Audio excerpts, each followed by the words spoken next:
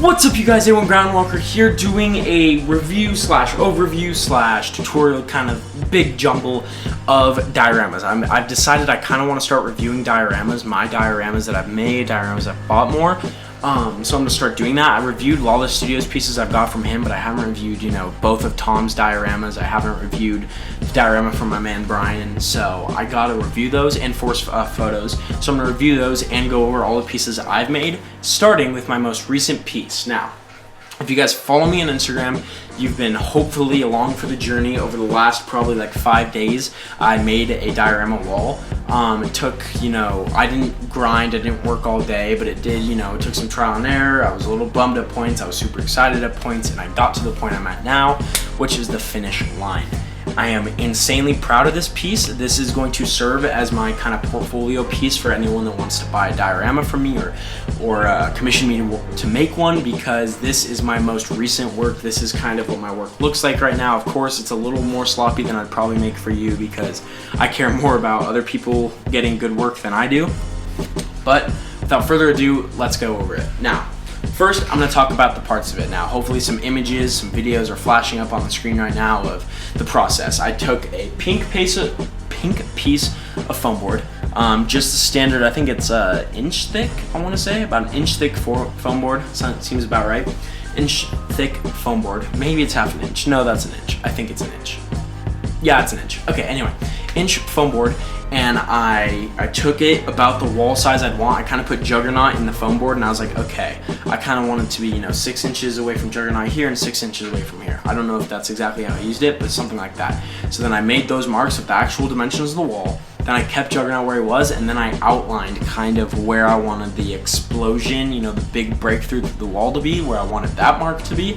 And I outlined that with a pencil. Then I just put Juggernaut down, and I took out my hot wire foam cutter, and I just cut all of that out, and I just had that section, and then I put it down, and I started the carving. I did the lines for the stone up top and bottom, and then the bricks.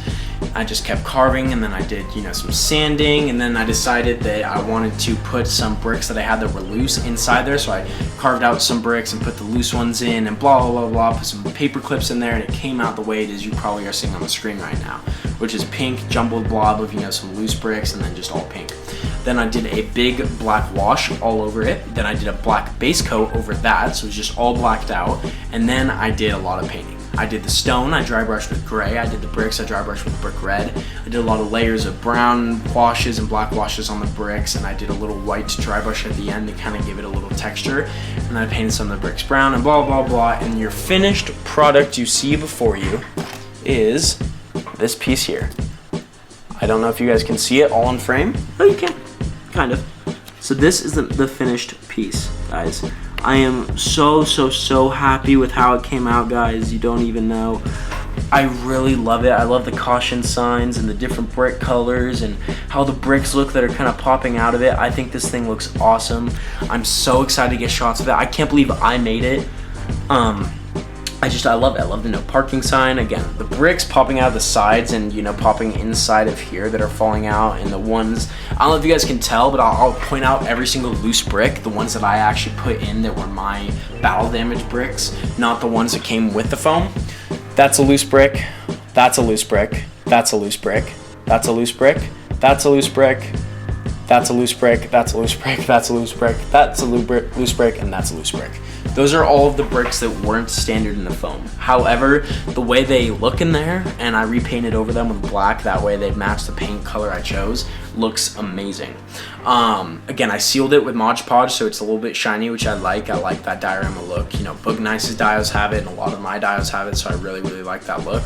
And I'm super happy with how it came out. I couldn't be happier with how it came out. I think it looks great. So, a couple things. First, I'll put in Juggernaut just so you guys know the size.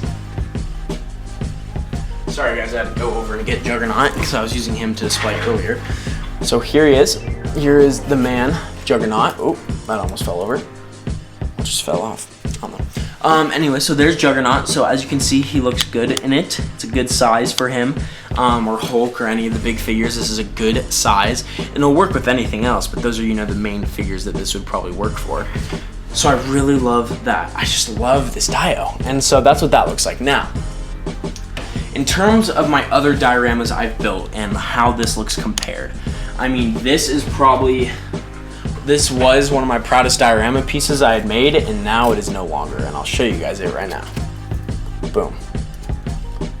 If it stays up, I don't think it can stay up by itself. It can't.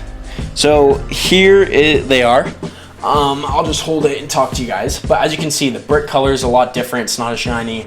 The way the brick colors modify, like the browns and the bright reds, look horrible. The signs I added this year, so those don't look as bad, but I don't like the paint on the stone. I mean, it's night and day for me. I really love the new design.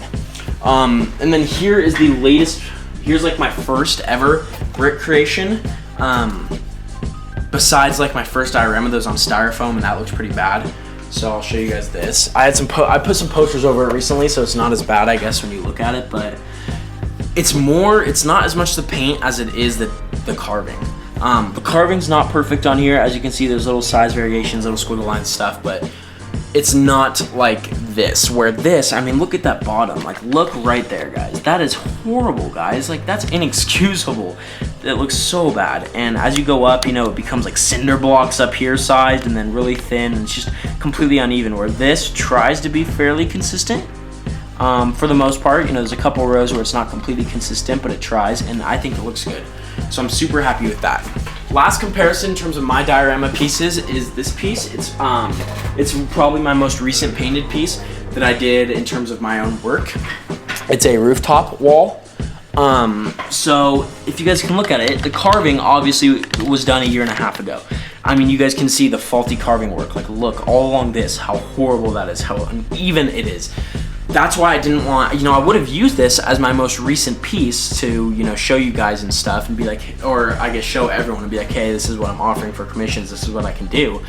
But the carve work was done 1.5 years ago, so it wasn't accurate to how I can carve my bricks, my stone, everything now, you know what I mean? So that's why I didn't do it. The paint job is, however, I didn't seal this diorama and I didn't do enough brick. I think I was kind of rushed and I wanted to complete it. So that's why it's not perfect, but it doesn't look terrible. And I do like the different brick red. But I mean, this new dio piece is just, guys, I'm super happy with it. So yeah, so there's that. And then lastly, actually, I think that's really it. Now, taking a look at the back side of the diorama and just kind of how it's built together. So I ran into some problems. I wanted to make the bricks thin on the sides of it so you can shoot from angles like this. Hold on if that stays. Perfect. You see how thin the bricks are? They look like they're popping out of the wall. That's what I wanted, not, you know, these really thick, inch thick foam bricks, which is how thick the real foam board is, that would be popping out. So I had to use the hot wire foam cutter and shave it off. And that's why on the back you see this, right? There's obviously a difference there. Now here is the back side of the dio. Looking pretty bougie, looking pretty ratchet, just kind of thrown together. So I'll explain why it looks like this, etc. Now, the way the foam cutter carved, all of the pieces from the front side are like, they're, I guess, on top of the back side, so you can't see any of the backside paint, so that's why it's not painted on the back. And further, the popsicle sticks and the piece of stone on the bottom left, those are probably the biggest, like, what the heck stuff. Now, for those, the popsicle sticks are to reinforce it. I ended up cutting where you see the bottom stone is way too thin on accident, so it wouldn't stand up by itself. So I needed to cut some foam board, just cut it off a little bit, and then put it there so that way it could actually stand up. So that's why that's hot glued there. And the popsicles, again, the foam board was too thin at parts and was bending way too much. I knew it was gonna snap. In fact, it did snap at a point. You can kind of see it right here where the popsicles are. There's a line that goes around there. That's where it snapped. It's exactly where the stone was cut.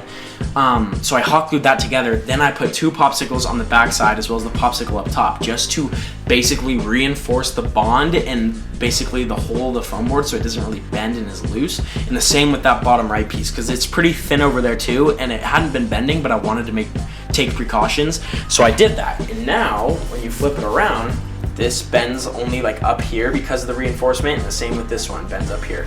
So now it's perfect in that it doesn't bend to the point where it's pretty bad for the foam.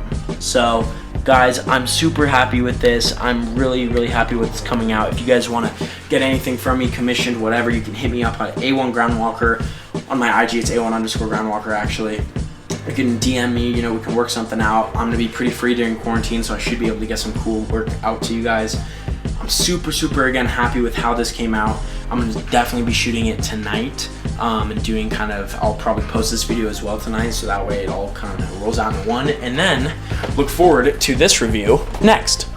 The Wolverine from Mafex is gonna be my next review, so stay tuned for that, and yeah.